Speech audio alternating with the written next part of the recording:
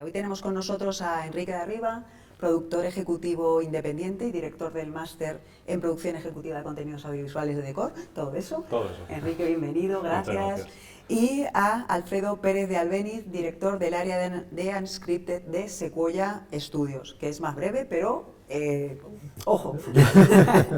Pues nada, gracias a los dos por estar aquí.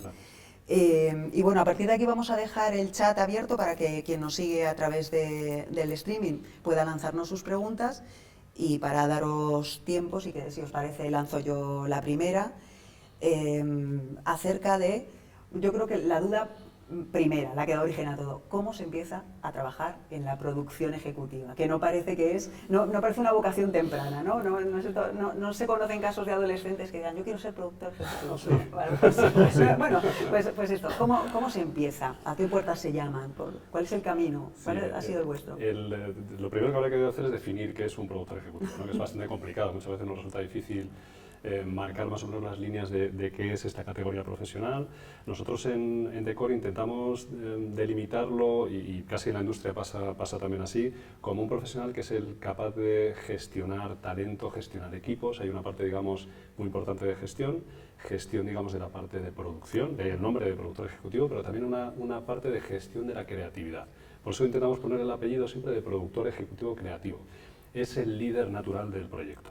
Entonces, claro, dices, ¿cómo se llega, ¿no?, a ser el líder creativo, el líder ejecutivo de un proyecto audiovisual? Se llega por dos vías, claramente. Una es por oficio, es decir, con el paso de los años puedes llegar a ser el líder natural. En esta profesión en cualquiera pasa así. Sí. Y la otra es por formación. Y si las mezclamos o digamos, sumamos una con la otra, funciona mucho más rápido, de una forma más rápida. En el caso de la formación es lo que estamos planteando en el máster, ¿no?, en el máster de Decor, que es dar las herramientas para que el alumno pueda, de alguna forma, acelerar esa llegada para ser productor ejecutivo. Pero se llega trabajando, al final, y teniendo una clara vocación de liderazgo, una clara vocación de gestión, de talento artístico, talento creativo, talento ejecutivo, y currando mucho. Sí, eso me suena. Creo que ese es ingrediente común en sí, muchas de las disciplinas.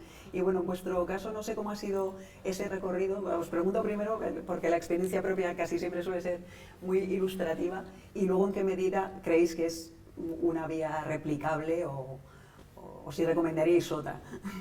Pues en nuestro caso, yo creo que los que peinamos canas, el proceso ha sido el oficio, como ha dicho Enrique. Yo creo que todos los que hemos llegado a este punto profesional partimos más o menos de una misma base, que es o periodistas o de imagen y sonido y demás, que nos hemos metido en el mundo de la producción, televisión. Hemos pasado por todos los procesos del gremio clásico, de aprendices a maestros, a aprendiz oficial, maestro y demás y tal, porque no había las herramientas que existen ahora para hacer esto. Entonces yo creo que el proceso más o menos es común: empezar de redactor o empezar de becario, luego redactor, ya empiezas a asumir más responsabilidades, director de programas y demás, y vas haciendo un poco esa escalada de oficio un poco más o menos natural. Ya me hubiera gustado a mí que me hubieran dado las herramientas hace años para poder saltarnos ciertas cosas, ¿no? Y entonces, pero bueno, es esa escalada más o menos natural, y siempre yo creo que lo que tienes que tener sobre todo es una inquietud que sea multidisciplinar, ¿no? Porque hay gente que tiene una vocación muy periodística, muy reportero y demás, otros que es una vocación mucho más de guión, creativa y solo en lo creativo, otros que tienen una vocación más de producción, más de la gestión del equipo y demás, y el productor ejecutivo al final tiene que estar en todos esos elementos o tener conocimiento de todos esos elementos, porque es el que está planeando por todo eso, es desde la idea hasta la producción final y la venta y demás y tal. O sea que tienes que tener conocimiento de guión, tienes que tener conocimiento y dotes de relaciones públicas, porque tienes que ir a vender la idea, tienes que gestionar los egos del director, del guionista, del no sé qué y demás. Sabes que en tele siempre normalmente hay como tres tribus principales, que son los de contenidos, los de producción y los de realización. Unos se dedican solo mucho a la imagen, otros a la producción creativa y otros los que gestionan, y nosotros tenemos que estar un poco planeando un poco de todo y luchando con cada una de esas tribus. Es una cosa que siempre me sorprende y también que admiro, ¿no?, de ese perfil, la cantidad de competencias, de habilidades que hay que manejar, porque todos tenemos una tendencia natural, pues eso, al trabajo creativo, pues eso, un trabajo más de guionista, de conceptualización, de lanzar el proyecto, de lanzar la idea, pero aquí, o sea, es que hay que ser el profesional total. ¿No? Esa idea de... Somos el inspector gadget. Sí. No, sobre todo, lo importante es también la capacidad de trabajo en equipo. Esto es fundamental, es lo que estaba diciendo ahora mismo Alfredo. Digamos que nosotros no somos los gestores ni los líderes de nada solos. Muchas veces cuando montamos producciones, a veces nos encontramos con un equipo de 50, 70, 90, 120 profesionales. Y claro, tú lo que haces es gestionar a esos profesionales. En el fondo, en el momento de la producción, casi tu trabajo no se debería notar, porque todo esto ya debería estar organizado previamente. Pero la capacidad de saber trabajar en equipo, aprender a delegar, aprender a confiar en, sobre todo en los líderes de área y en los equipos gestionados por cada líder de área, eso es muy importante. Y un productor ejecutivo de alguno de los proyectos, a nivel en el que vosotros estáis ahora, ¿parte de ese equipo es gente más junior? Quiero decir, ¿hay un junior de productor ejecutivo?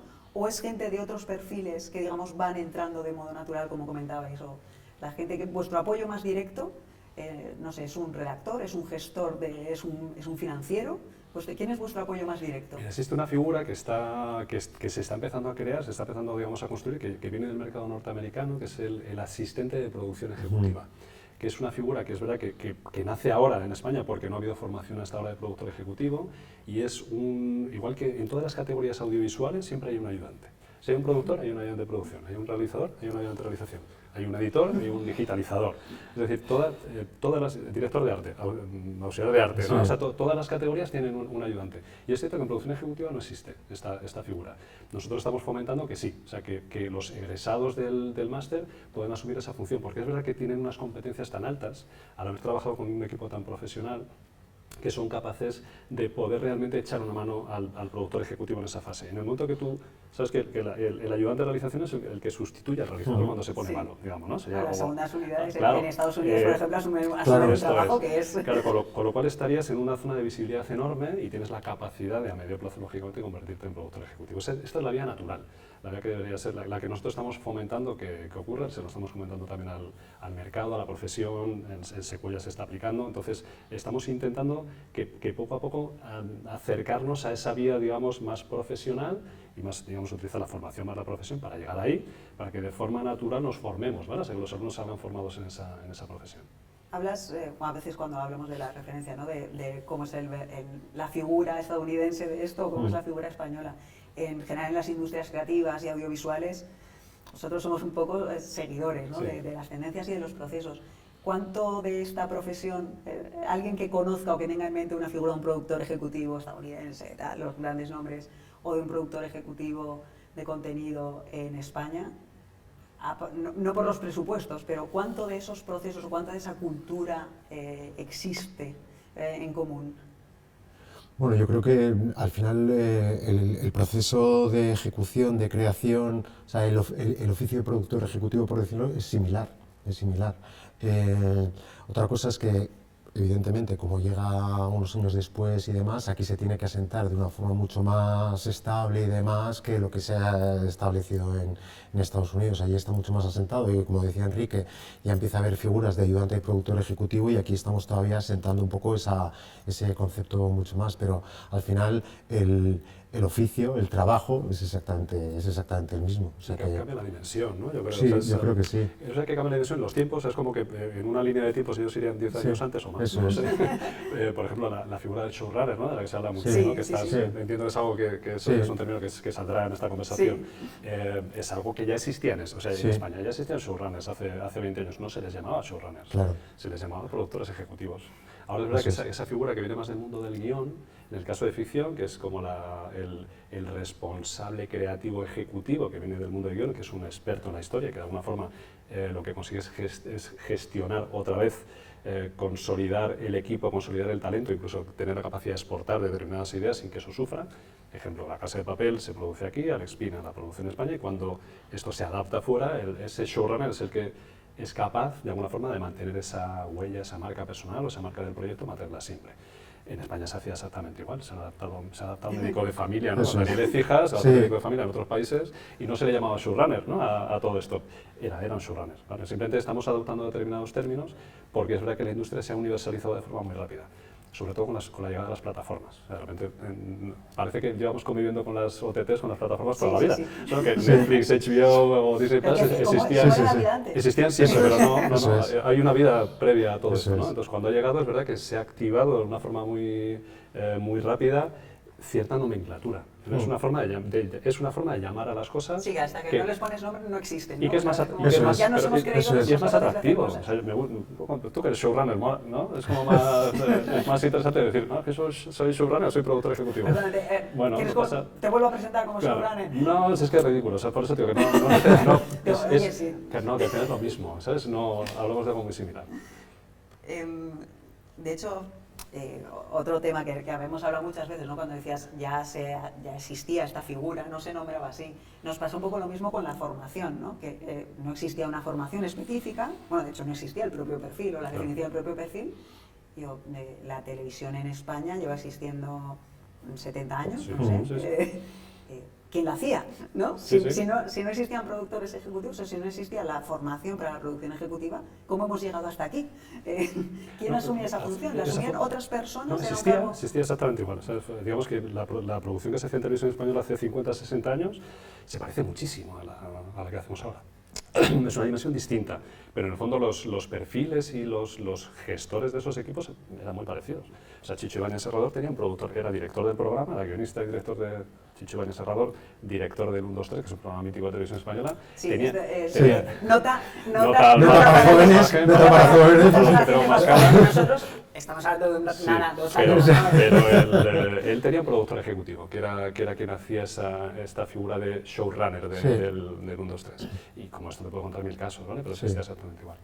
Mira, nos preguntan que, bueno, yo creo que esto es incidir un poco en esa figura, yo creo que os quieren ensalzar, que es, ¿cuál es en vuestra opinión las habilidades más importantes que debe tener un productor ejecutivo? Dentro que hemos dicho que es ese un poco, ese líder total, pero habilidades, algo si tuvieras que quedarte con... Yo creo que una cosa fundamental es una habilidad social, empatía. O sea, esa habilidad humana yo creo que hay que tenerla, porque al final tienes que estar, como ha dicho antes Enrique, con una gestión que en muchas ocasiones es con mucha gente y tienes que saber atender, resolver, tomar decisiones sobre muchos de los departamentos. Entonces yo creo que tienes que tener una habilidad de gestión de equipos bastante importante. Más allá del conocimiento, de ciertos conocimientos financieros para hablar con el productor y demás y tal, para hablar con realización y gestionar el tema con la realización, con contenidos. O sea, tienes que estar planeando encima y es un trabajo muy de equipo. Yo creo que sí que tienes que tener esa capacidad de poderte comunicar con la gente y tener esa capacidad de poder gestionar equipos de una forma también natural. A ver, yo soy muy de intentar crear buen rollo en los equipos. Yo creo que se trabaja mucho mejor con buen rollo, que también hace muchos años se trabajaba con otras técnicas de liderazgo que era mucho más incisivo y mucho más cañero y demás y tal, pero yo creo que cuanto más comunicación haya en todo el equipo y tú sepas gestionar esa comunicación entre los distintos departamentos, yo creo que va a ser mucho más eficaz para el proyecto final, que lo que te interesa es el proyecto final. Sí, ese es tu entregable. Claro, ese es el entregable, y entonces el entregable lo que decía antes, como existen los diferentes departamentos, cuanto mejor estén comunicados esos departamentos es lo mejor, y al final el que tiene que gestionar esa comunicación de departamentos eres tú. Entonces yo creo que esa gestión de comunicación y esa gestión de poder trabajar en equipo y demás y tal, yo creo que es bastante importante. ¿Tenéis, digamos, un foco de conflicto recurrente? O sea, ¿sabéis más o menos en qué momento, en qué lugar, qué perfil, dónde suele surgir el fuego? Yo creo que no. O depende de las producciones, ¿no? Cada una tiene sus... Es verdad que cuando haces producciones recurrentes, sí, o sea, sí se repiten, ¿no? Al final se repiten ciertas miserias, ¿no? Que es normal. Durante una producción es bastante habitual porque somos también gestores de crisis. O sea, somos Sí, porque somos contaba Alfredo casi claro, fundamentalmente, ¿no? los bomberos que apagamos el fuego. O sea, normalmente es esa primera decisión de qué hacemos sí, o sea, esa primera decisión hay que tomarla en El what caliente. if, El what if es ese, sí, realmente Claro. esto pasa de forma constante. Pero hay momentos claves que yo creo que es desde la idea hasta la resolución de esa idea. O sea, tú tienes una idea, tienes un creativo, te trae una idea que es maravillosa, esa idea hay que trasladarla a números, que al final tienes que trasladarla a números. Entonces, ese primer escollo,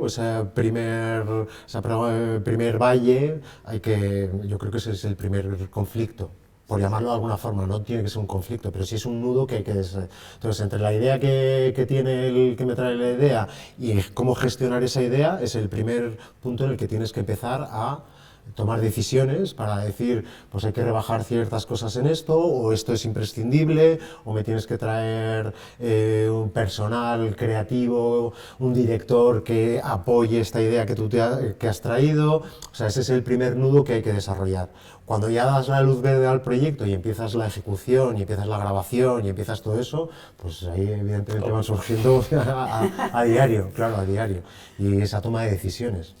Bueno, en este foco que estamos haciendo ahora en los recursos humanos, no sé si vosotros muchas veces, o como empleadores directos o como gestores de esos grupos o de esas empresas que a su vez colaboran con vosotros, si nos podríais contar un poco qué perfiles son los más habituales, qué tipo de profesional es en volumen, en primer lugar, ¿no? ¿Cuál es el más frecuente en una producción? ¿Qué tipo de si los perfiles técnicos, los creativos? Y dentro de eso, si estáis viendo algún cambio, alguna tendencia, pues decir, mira, pues ahora está cogiendo mucho peso tal o cual figura dentro de las producciones.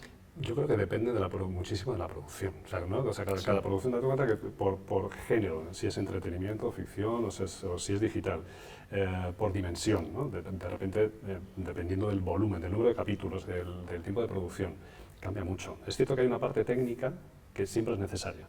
Es decir, hay unos recursos técnicos que siempre son necesarios. Tanto si hablamos de humanos, son recursos de personal técnico, operadores, iluminadores, sonido, que eso siempre tiene que estar, en cualquier producción esto existe, con lo cual esa capa siempre va a estar. Luego, dependiendo de, lógicamente, si es ficción o entretenimiento, pues aparecen los actores, lógicamente, ¿no?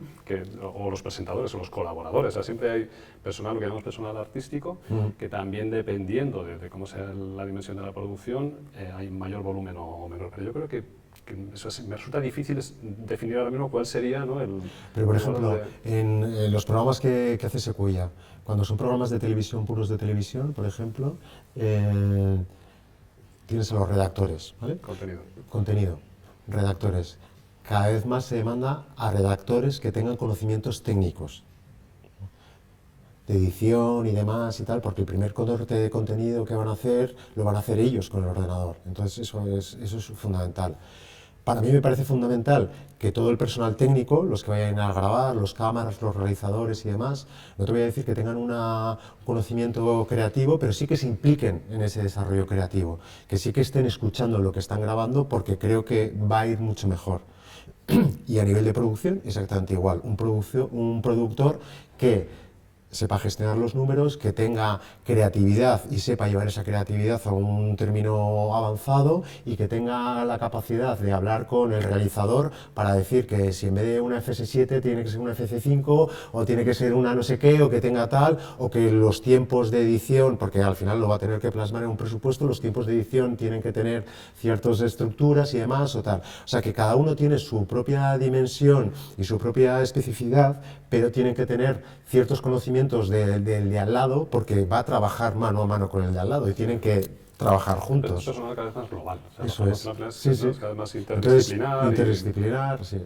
Aquí, por ejemplo, no sé en qué medida, bueno, las jornadas las estamos haciendo desde Decor, y tú como parte de como director de este máster en producción ejecutiva, ¿qué aporta que este programa se desarrolle en un entorno como este, con la proximidad no solo física, sino con la implicación de Sequoia Studios como partner de este programa? ¿Qué aporta de esta visión de la realidad o del tejido?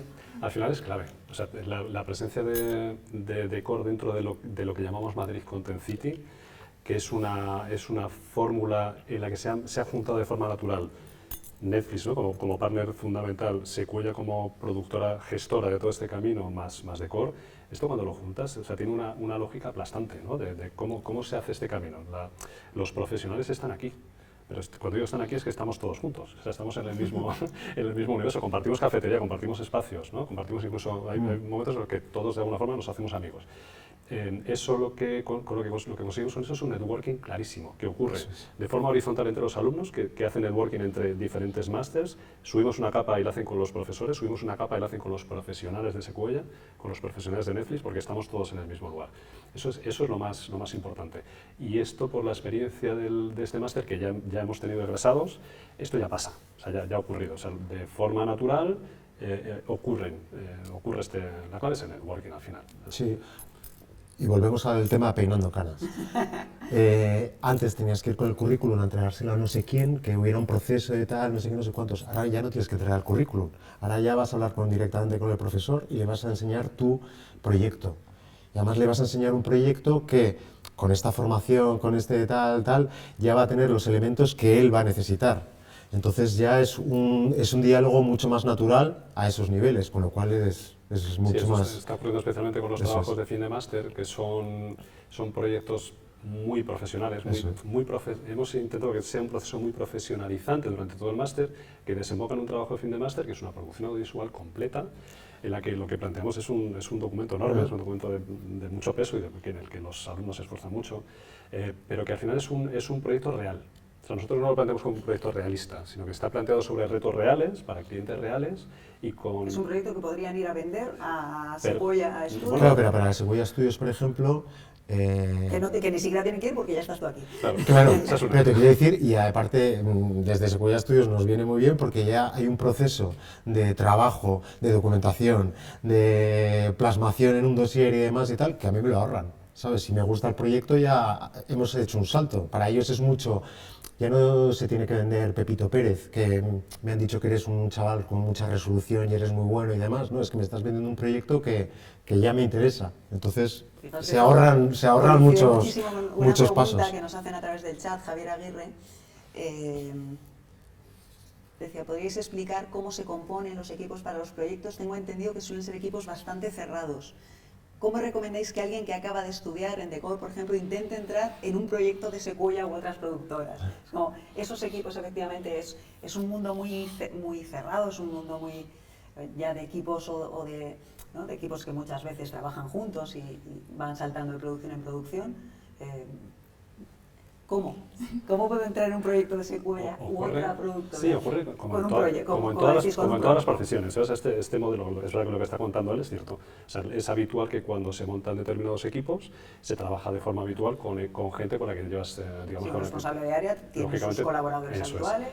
Pero claro, cuando se dimensionan proyectos, cuando surgen otros proyectos, cuando la gente se mueve de productora a productora o digamos van cambiando, ahí surgen vacíos siempre, o sea, surgen momentos en los que vamos a necesitar a nuevos profesionales. Y el talento no se mantiene, o sea, el talento va surgiendo. Hay un flujo de talento que tiene que venir de aquí, lógicamente. Pero es verdad que yo creo que todos cuando empezamos en algo nos da la sensación de que están ellos, que son los que hacen eso, y luego nosotros que tenemos que ver cómo entramos a trabajar. Siempre hay una barrera mental. Casi. Pero yo creo que este gremio nuestro de televisión y demás, proyectos audiovisuales y tal, también es muy circular. O sea, te quiero decir que afortunadamente o desgraciadamente son proyectos que normalmente duran X meses y entonces estás en un proyecto con una productora, luego te mueves a otra, en esa otra te acuerdas del que ha trabajado contigo en la anterior productora y le llamas, o sea que una vez que entras en el círculo es fácil, más o menos fácil moverse. Siguiendo con el tema de las personas, no sé qué perfil, o sea, por tener el dato más cercano, por ejemplo, en el máster, en estas dos ediciones de máster, en esta primera, ¿qué perfil de edad, de formación previa o qué background? De todo. De todo, sí, de todo. Hemos tenido perfiles totalmente diferentes. En general lo que hay es lo que llamamos que les ha pinchado el audiovisual. O sea, sabes que es una profesión muy vocacional, sí. La nuestra. Es lo que decía ahora mismo Alfredo, no estamos aquí porque hablas del buen rollo, ¿no? Del trabajo en equipo, de intentar pasárnoslo bien, ¿no? Sí. Trabajando. Es un trabajo en el que nos esforzamos tanto, en el que muchas veces dedicamos tanto esfuerzo y tantas horas, que es muy importante que sea vocacional, y lo es. O sea, nadie está aquí porque no sea vocacional, eso está claro. Entonces, ese paso lo que hace es generar una especie de virus, vamos a llamarlo así, con otra palabra más adecuada, una hermandad que nos pincha a todos y que nos une a todos, ¿vale? Eso hace que todos los alumnos tengan por defecto esto, o sea, que tiene una activación audiovisual de la que viene ya de fábrica, o sea, todos los que han entrado son así. ¿Qué pasa? Hay diferentes perfiles.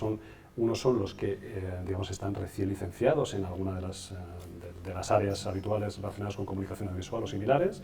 Otros son profesionales independientes, que los hay ahora muchos, que de forma freelance o de forma autónoma trabajan ya en el sector y se han autoformado, que también son bienvenidos.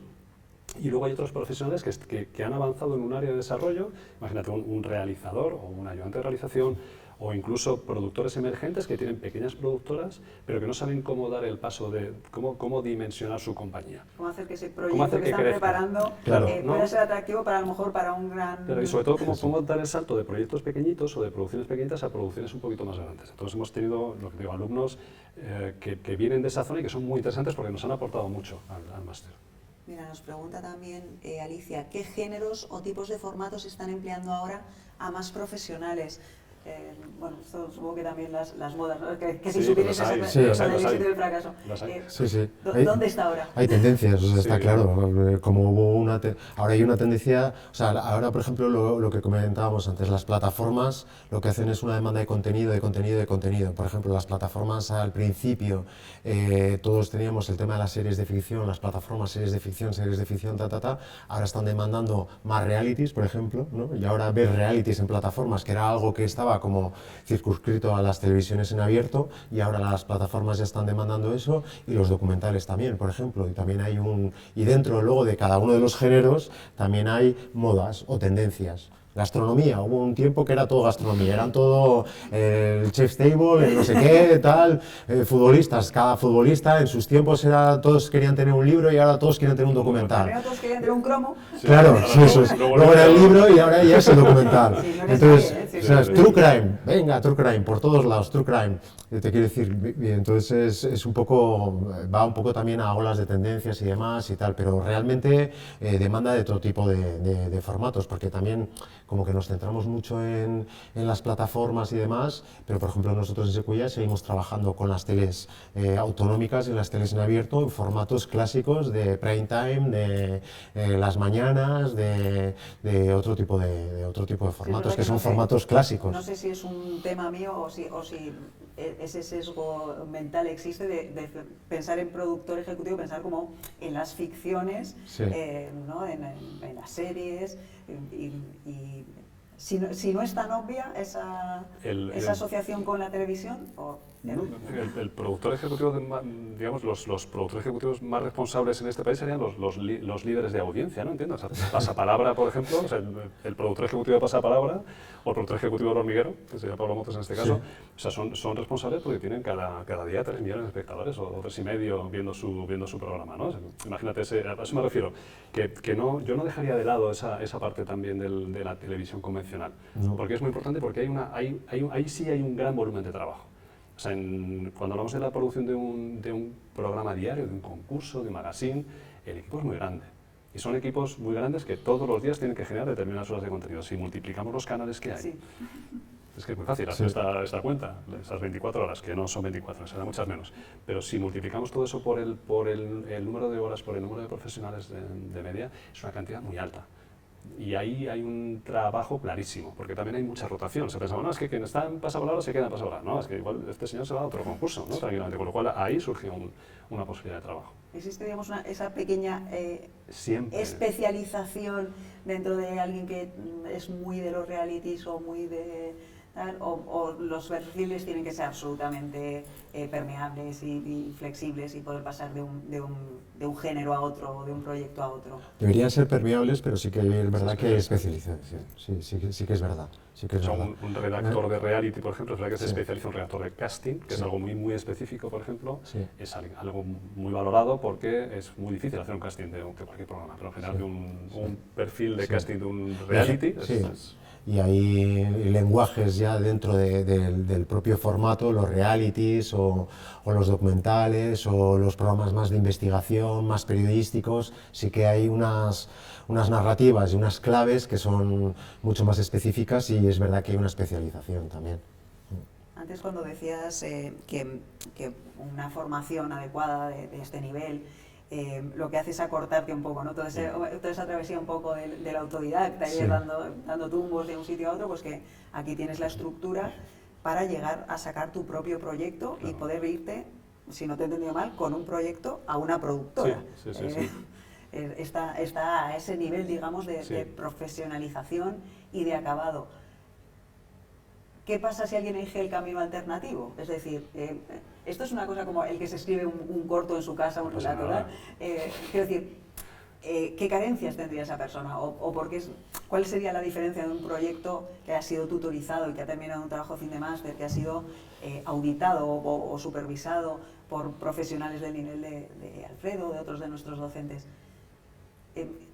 ¿Qué aporta una formación de nivel? No solo en tiempo, sino ¿qué aprendizajes claves jamás adquirirías tú por tu cuenta? Es imposible que alguien que vaya solo tenga la capacidad de llegar a conocer los elementos claves de la profesión que se están dando en este máster. Esto no pasa, porque estamos en contacto, o sea, los profesores que dan clase aquí son todos profesionales. Todos son profesionales en activo. Ya está. O sea, con lo cual, cada uno en su área, en el área financiera, en el área de logística, en el área de desarrollo, en el área de venta, en el área de guión, o sea, digamos, en todas las áreas en las que estamos trabajando, es gente son profesionales que están en activo. Es muy difícil que alguien que vaya solo pueda hacer esto a través de tutoriales. Podría ser, pero es muy difícil. Es muy complicado que pueda llegar a tener esas herramientas que le van a dar sus profesores. Es verdad también que nuestra profesión, o sea, estas profesiones, ¿no?, de estos sectores, y es verdad que hay gente que ha llegado, pues eso, de un modo muy natural, porque se ha visto en un proyecto y ya está, ya ha estado en el lugar que tenía que estar. Y yo no sé si este sesgo de las profesiones más creativas, como en el fondo no deja de ser esta, parece que impulsa un poco a esto. Bueno, si yo ya tengo una idea, de un programa y ya tengo claro cómo sería el planteamiento y como tal. Yo creo que ese tipo de personas, uno de los errores que cometen, que nos ha pasado, quiere decir que a Sequoia nos han llegado proyectos que no están profesionalizados o que no los han hecho profesionales, que te pueden llegar de ese día y tal, y yo creo que la mirada es bastante importante. No es lo mismo mirar un programa como espectador que como profesional del programa. Entonces, ese tipo de personas normalmente tienen una mirada de espectador. Entonces, creen que esa idea se parece mucho a eso que han visto en Netflix, o eso que han visto en Televisión Española o que han visto en Telecinco, y pero si es muy fácil, esto es escribir y tienes tal y no sé qué. Todo ese trabajo es como un iceberg. O sea, tú ves la punta del iceberg, pero todo el trabajo que hay detrás es lo que aporta ese conocimiento. Y eso es lo que no tienen ellos, ese iceberg que no se ve. O sea, ahí está el olfato, ¿no?, del que está recibiendo ese proyecto para saber... Porque al final la idea no vale nada. O sea, la idea vale mucho. Sí. Paramos la emisión. La idea sola no vale nada, no sirve para nada. No, o sea, una idea que no se pueda desarrollar, una idea que no sea conceptualizable, es tan importante el qué como el cómo, o incluso es muchas veces más importante el cómo que el qué, claro. ¿Sabes? Aquí, mira, nos preguntan, David, ¿tengo que tener algo de experiencia previa en algo parecido para disfrutar el máster? Me gusta que haya utilizado el término disfrutar porque es muy acertado, claro que sí. Es bueno, no necesariamente tiene que tener experiencia previa, o sea, tiene que tener conocimientos audiovisuales previos. Eso puede ser a través de la formación o a través de la profesión. Ya está, es súper sencillo. No sé, estoy pensando antes cuando hablas, ¿no?, de vías de acceso, o no de vías de orígenes, que había un origen, pues eso, de periodistas, de redactores. Lo tiene más fácil alguien que viene del mundo técnico, por ejemplo, que viene de un ciclo de imagen y sonido, que viene de comunicación audiovisual, que alguien que viene de la redacción publicitaria o de la producción publicitaria. Es igual. O sea, nosotros, es que en el máster hay te hablo desde guionistas, directores de cine están haciendo el máster, productores emergentes, productores que venían del mundo del sonido y que se han derivado hacia aquí. Tenemos un director financiero que trabajaba en banca y se ha reciclado hacia el audiovisual. Es decir, podemos venir de muchísimos sitios. De hecho, es habitual que en producción ejecutiva, lo que estaba comentando Alfredo hace un rato, vengan de forma natural de diferentes áreas, ¿no? Incluso es verdad que áreas son áreas claramente audiovisuales, ¿no? Pues, por ejemplo, puedes venir de los contenidos, a través de la dirección, a través del guión, puedes venir de la propia producción o de la gestión, incluso del marketing, ¿sabes? A veces puedes atacar diferentes vías, desde el punto de vista de la realización también. Entonces, todos esos caminos te llevan ahí arriba, pero siempre que tengas al final es esa capacidad, de lo que estabas comentando, ¿no? De poder ver globalmente un proyecto. O sea, que todos entendamos que la clave está en el contenido. O sea, nosotros somos trovadores, somos contadores de historias, nos dedicamos a esto. Sí. Contamos cuentos de una forma más o menos entretenida para conseguir que alguien esté 45 minutos, a veces hasta 3 horas seguidas delante de un contenido audiovisual. Eso requiere de mucha técnica al final, de mucha capacidad para poder contar relatos. Esto lo que nos hace es que esa figura que estamos marcando nosotros, la de producción ejecutiva, que sería productor ejecutivo o productora ejecutiva, que sería el líder o la líder de este proyecto, tiene que tener esa capacidad para poder contar esos relatos, para poder saber exactamente la finura. Es que hay ¿no? Utilizamos entre la palabra huella incluso, ¿no? Esta capacidad para poder de alguna forma transmitir hacia abajo esto que estás intentando. La marca personal, vosotros ya tenéis el olfato muy agudizado en esto y seréis capaces de ver el sello de determinados colegas en las a mí me recuerda un poco a veces a los conos estos que son en los parques infantiles, que es como un cono de cuerdas, ¿no? Sí. Es un cono de cuerdas. Al final las cuerdas pueden ser de diferentes áreas, ¿no? Publicidad, marketing, financiero, realización, contenidos, y todas acaban arriba en un punto, ¿no? Pero el origen de las cuerdas puede ser muy diverso, pero al final todo forma un conjunto. Entonces el productor ejecutivo está arriba, porque le ha tocado estar arriba, y es el que está manejando todas esas cuerdas, o gestionando o coordinando todas esas cuerdas. O sea que por eso te quiero decir que llegar a ese punto de arriba puedes ir por cualquiera de esas cuerdas. Y por darle la vuelta a esto, es como cómo se entra en la producción ejecutiva, es como ¿hay alguna evolución natural desde la producción ejecutiva, a lo mejor no natural, pero un productor ejecutivo que en un momento dado diga, bueno, pues ya está. Ya soy. Ya soy, o no, bueno, he hecho una carrera, tal, quiero hacer otras cosas. Esas otras cosas, con lo que se aprende, digamos, en el ejercicio, ¿no? A lo largo de la experiencia, de repente te ves que te has convertido en otra cosa, es decir... Fíjate, una de las cosas que nosotros fomentamos también en el máster, y lo hablamos desde casi la primera clase, es la capacidad de emprender, ¿vale? O sea, es decir, no solo te vamos a formar como productor o productora ejecutiva, sino que vamos a intentar pincharte en la capacidad de emprendimiento. O sea, que tú tengas la posibilidad de, desde esta formación y desde tu capacidad de gestionar y liderar, al final, liderar un equipo para un tercero es muy parecido a liderar un equipo para ti. Es diferente porque, lógicamente, tendrías tu propia empresa, pero dedicamos una asignatura entera a hablar de esto, o sea, hablar de emprendimiento. O sea, también una de las voluntades del máster es generar industria. Generar industria la podemos generar desde abajo también. O sea, muchos de los alumnos en la primera clase a mí me dicen abiertamente, vas a preguntar, ¿no? ¿Cuántos de vosotros habéis tenido o tenéis capacidad o pensáis que vais a tener capacidad a corto o medio plazo de emprender? Y levantan la mano muchos. Y los proyectos que me cuentan en esa primera clase, muchos de ellos son muy interesantes. Ahora mismo, en el máster, en la edición que llevamos, que es la edición que empezó en octubre, hay una alumna que me contó un proyecto el primer día que lo está poniendo en marcha. Está construyendo, está haciendo una sociedad limitada con otros y pidiendo ayuda. O sea, está cumpliendo las pautas que nosotros le hemos marcado en esta asignatura de empresa audiovisual en el máster. Las está utilizando esos recursos, apoyándose en los profesores, en los dos profesores que han dado empresa, y en mí en este caso, para tener las herramientas para montar su empresa. Y lo está haciendo.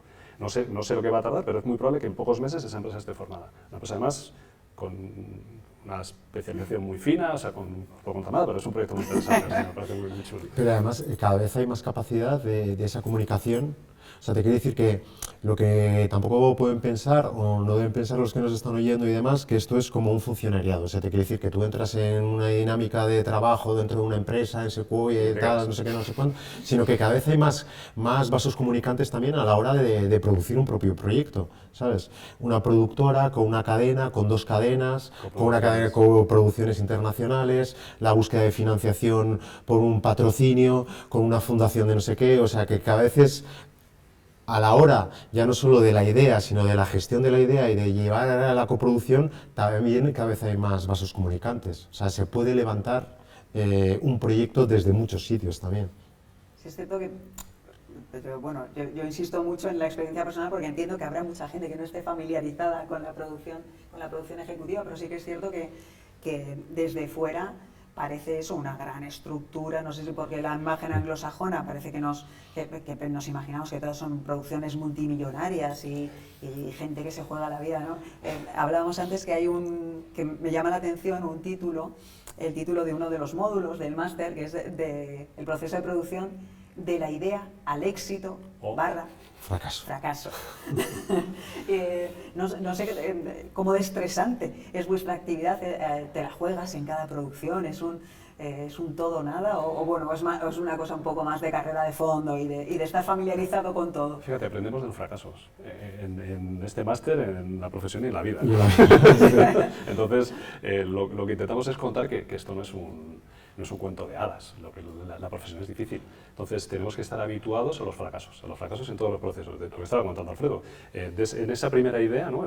esa punta del iceberg, no siempre va a salir, incluso durante el camino no siempre va a salir, incluso cuando la produces, no siempre va a haber una segunda temporada de lo tuyo. O puede ser que arranque tu programa o tu contenido y de repente la cadena o el que financia o lo que sea decida que no continúa. Tenemos que aprender a gestionar ese fracaso. Esto es normal.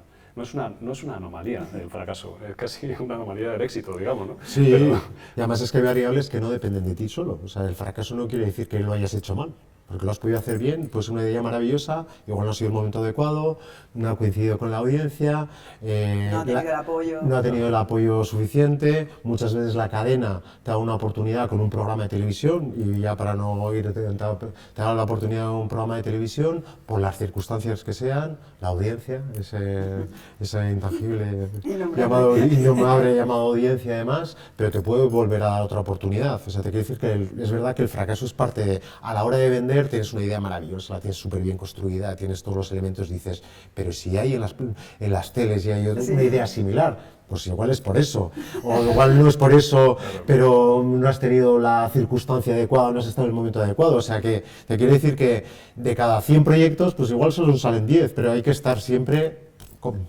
ahí.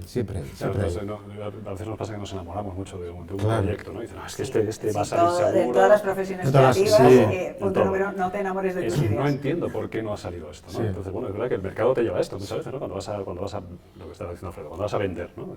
Siempre tienes un cliente delante al que le vas a intentar vender de forma... Somos muchas veces vendedores de coches. Sí, es tu primer ¿no? espectáculo. Claro, es el primero que tienes que enamorar. Entonces, en ese proceso de pitch, en el que intentas enamorar claramente a tu cliente para conseguir hacer esa producción, ahí se caen muchas cosas de las que tú estás perfectamente enamorado, que lo dice Alfredo, ¿no?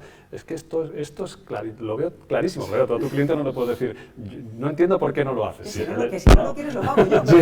No, porque eres el cliente en este caso, ¿no? Sí. Entonces, en ese camino hay mucho fracaso, ¿sabes? En esa parte.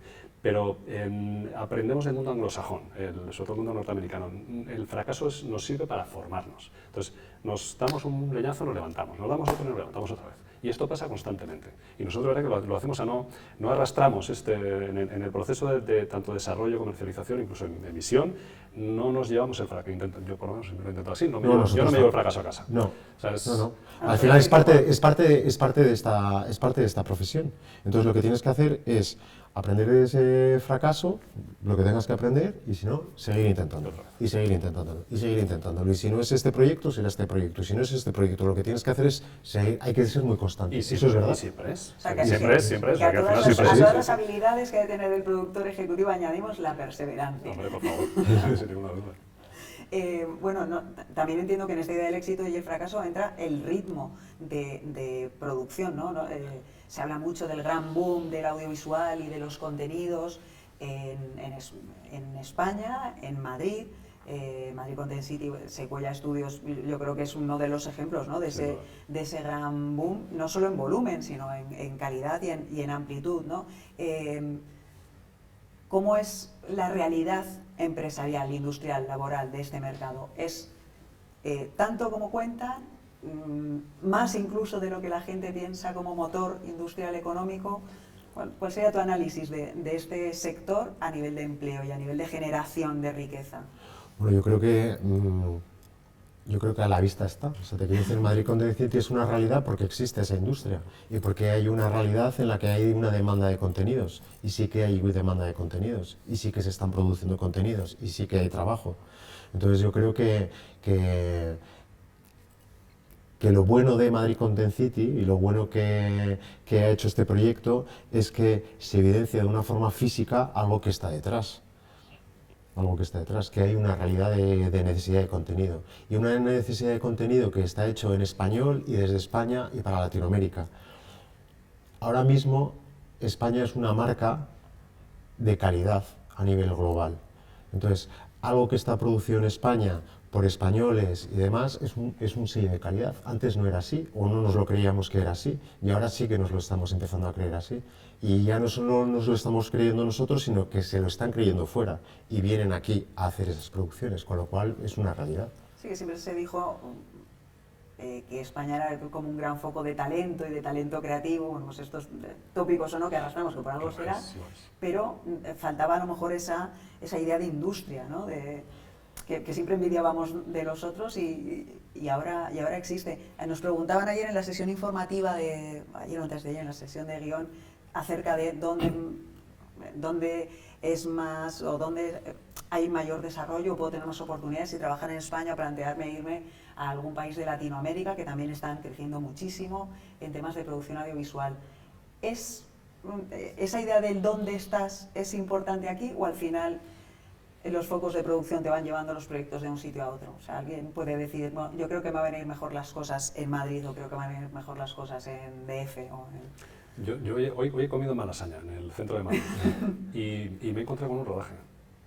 Pero te hablo de a 10 coches de la puerta del restaurante había un rodaje, que lo reconoces inmediatamente, sí, porque en los camiones, sí, que se bajan gente con cosas, con hierros y con focos, ¿no?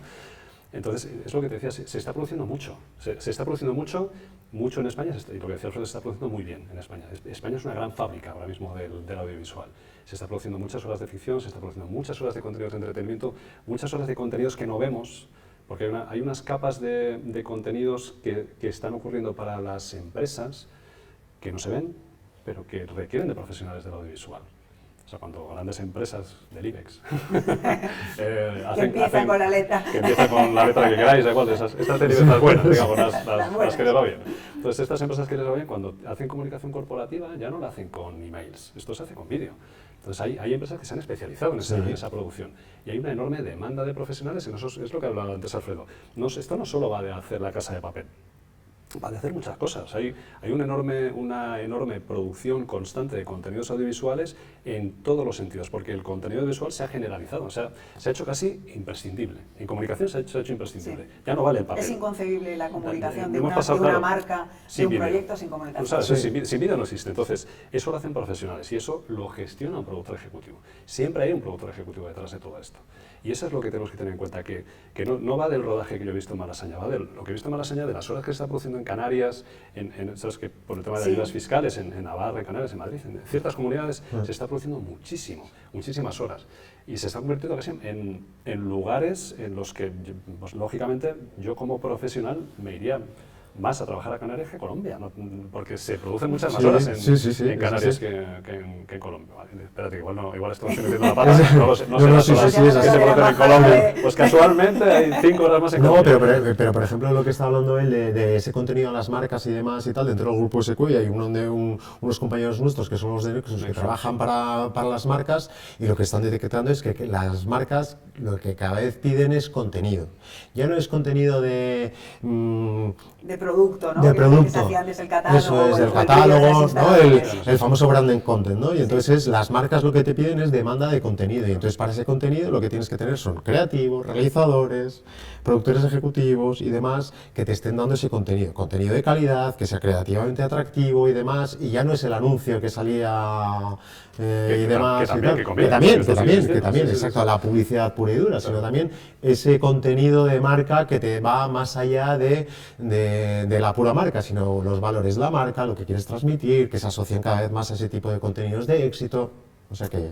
Pero bueno, sí que es cierto que la publicidad convencional de televisión, por el propio consumo de los medios, cae, no tiene nada que ver lo que se produce en publicidad, las agencias, las productoras, con lo que se producía antes. Pero el contenido sigue existiendo. Pero el contenido, efectivamente, o sea, esas marcas no es que hayan desaparecido de la tele y han dejado de hacer anuncios. Son vasos comunicantes, digamos, el contenido audiovisual existía y existe en televisión convencional y ahora está en Instagram.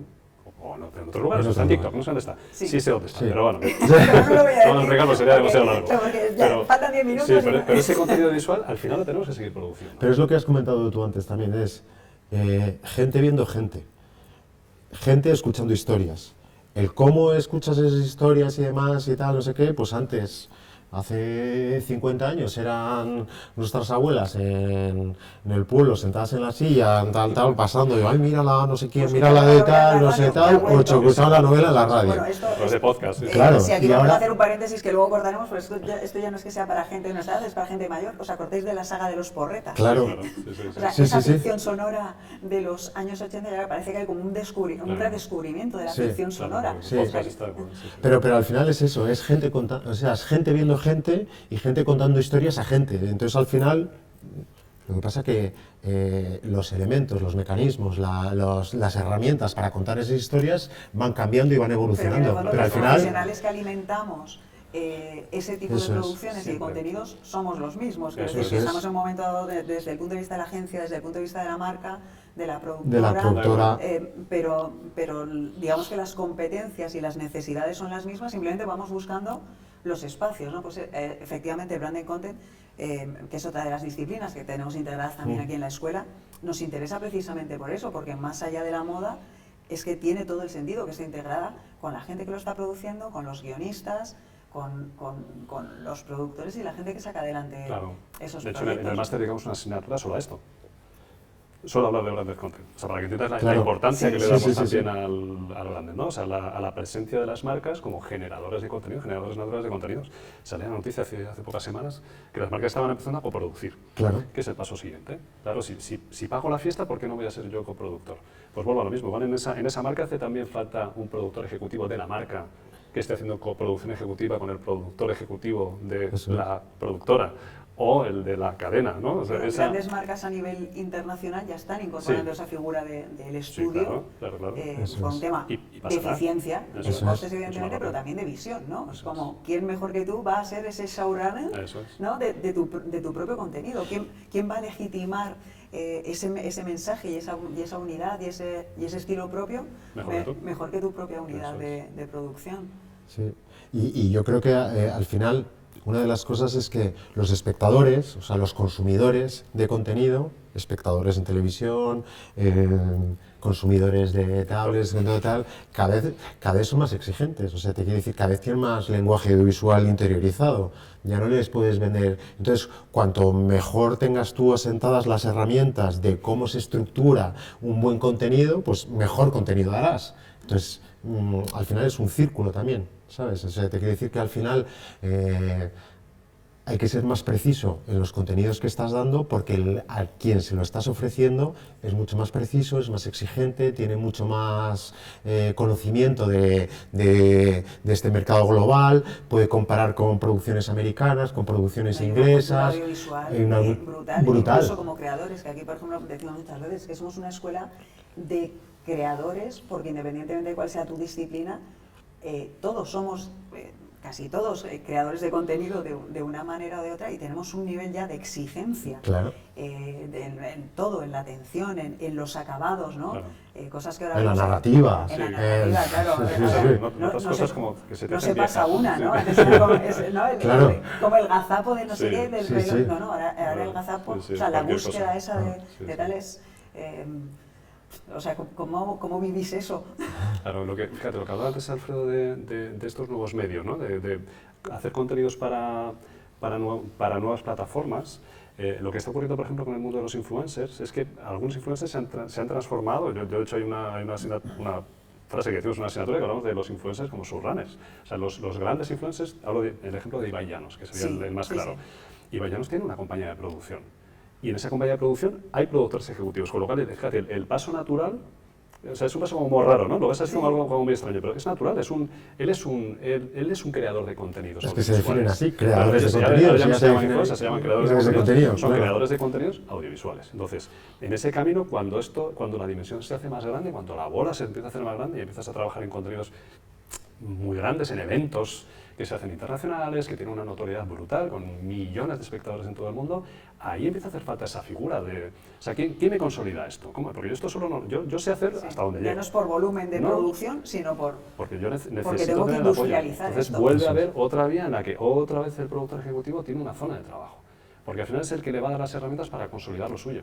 No va a tener, el Ibai Llanos de turno, o el influencer, o el generador de contenidos, o el creador de contenidos de turno, no va a tener nunca la capacidad de poder hacer todo. Porque no tiene la formación. Él lógicamente se va a dedicar a su generación de contenidos. Pero el productor ejecutivo sí le puede aportar esas herramientas y consolidarlo, y incluso montarle la empresa. A eso me refiero, ¿vale? O sea, que pueda estar en todo el camino. Y esto está pasando, ¿sabes? Sí. Porque cada vez son más ibaillanos los que están creciendo. Sí, no sé, los entornos digitales o los canales específicos, ¿no? Nativos digitales, ¿cómo han influido a la hora de elevar la calidad o no? También hubo un momento en el que las marcas, por ejemplo, cuando llegaban a pedir contenidos, parece que el contenido digital era como el barato, ¿no? Era como se podía producir con menor calidad, porque claro, si esto es total, esto es para la web. Sí. Ahora esa es otra trampa que ya nadie se cree. O sea, la producción del contenido para canales digitales lleva unos niveles de producción, no te voy a decir igual es que una serie, porque no, pero... Sí, pero bueno, sí. Pero por ejemplo, nosotros en Sequoia Studios el tema de contenido digital cada vez está teniendo más importancia, porque es verdad que en muchas producciones, y pongo un ejemplo que todo el mundo sabrá, además, el Ministerio del Tiempo y demás, tenía más vida fuera de la emisión directa, y te pongo un ejemplo, pero ahora mismo hay muchísimos ejemplos en los que esa vida digital es casi más importante que esa primera emisión o que esa emisión en plataformas, entonces tiene muchísima importancia. Pero incluso cuando se generan solos, o sea, cuando, por ejemplo, el Mundial de Globos de Ibai Llanos, que es algo espectacular, o sea, es un nivel de producción, es un Mundial de Globos. Os recomiendo verlo, que no lo haya visto, por favor, asomaros si lo veis. Pero existe y tuvo una notoriedad enorme y la calidad de la producción de este show, que era un show audiovisual, un show televisivo, era excepcional. Sí. Entonces, ahí detrás hay no solo de dinero, hay una gestión de producción muy compleja. Sí, una profesionalización de muchos temas. Es un paso clarísimo, que hay multicámara, hay iluminación, claramente, es decir, hay casting, hay todo, o sea, todo lo habitual todo, que se utiliza en un contenido de televisión, todo lo habitual, está de repente, es como que todas estas herramientas que venían de aquí, de la parte de televisión, este creador de contenidos, que al principio era pequeño, de repente crece y coge todo esto y se va para allá. Aquí estamos nosotros también, es decir, el productor ejecutivo está por aquí para darte a ti las herramientas y que ese Mundial de Globos sea tan espectacular como te lo imaginas. Sí, porque esto no va de grabarse con el móvil, ¿no? Es que es multicámara. No, es que la diferencia de un Ibai con respecto a un Sequoia Studios, entre otras muchas, pero quiero decir, no solo que te configuras como productora, sino que a la vez eres tu propia marca, o sea que la necesidad de dar coherencia a todo lo que emites y a tu capacidad de monetizarlo tiene que ser tanto más que la de un producto de ficción o de no ficción, porque te juegas más, ¿no? Quiero decir, la necesidad que tiene un influencer o un creador de contenidos de tener el control absoluto de todo lo que emite y de todo lo que sale, es una exposición mucho más directa. Y para eso necesita ayuda, lógicamente. Sí, porque aunque parezca que tengan un conocimiento y demás y tal, no puede ser. Tienen. Muchas veces acuden a... O sea, tú ves, a nosotros nos ha pasado, grandes empresas que tienen contenido digital, que son tops en contenido digital, con millones de seguidores y demás, a la hora de construir, por ejemplo, una serie documental, un contenido que no sea tan específicamente directo del día a día, de me estoy grabando y demás y tal, no lo saben hacer y recurren a nosotros. Entonces ahí vuelve otra vez a estar la figura de un productor ejecutivo que te puede dar todas esas herramientas, que al final la ventana no es la ventana de la plataforma ni de la cadena y tal, la ventana es otra, pero esas herramientas se las damos nosotros porque tenemos ese conocimiento. No, desde luego, yo os agradezco mucho y creo que enriquece mucho, ¿no?, la conversación en esta didáctica que tenemos que hacer del perfil de productor ejecutivo, y tú decías, bueno, antes de nada, espera, que voy a explicar lo que es el productor ejecutivo, es verdad que no es tan obvio todo este matiz y toda esta Y todos estos ejemplos, ¿no?, que estáis mostrando de salidas profesionales, que es el fin último, ¿no?, de una conversación, como esta, que la gente sea capaz de imaginarse ese lugar y que vea que realmente puede ganarse la vida en esto, puede sacar adelante proyectos muy interesantes y muy diversos desde muchas ópticas, tanto en el branding content, en la ficción, en el contenido televisivo, desde el reality o formatos más o menos espectaculares o más o menos visibles, y que hay una industria que está ávida, ¿no?, o necesitada, digamos que está necesitada o que está dispuesta a integrar laboralmente todos estos perfiles. Yo os agradezco mucho a los dos que hayáis estado aquí, porque yo he aprendido muchas cosas, y por supuesto que la gente que nos ha seguido también. Claro. Enrique de Arriba, productor ejecutivo independiente. Ponemos independiente como ejecutivo, director del máster en producción ejecutiva de contenidos audiovisuales de Decor, y Alfredo Pérez de Albéniz, director del área Unscripted de Sequoia Studios. Muchísimas gracias por estar aquí, ha sido un placer, un privilegio teneros. Gracias a vosotros. Gracias.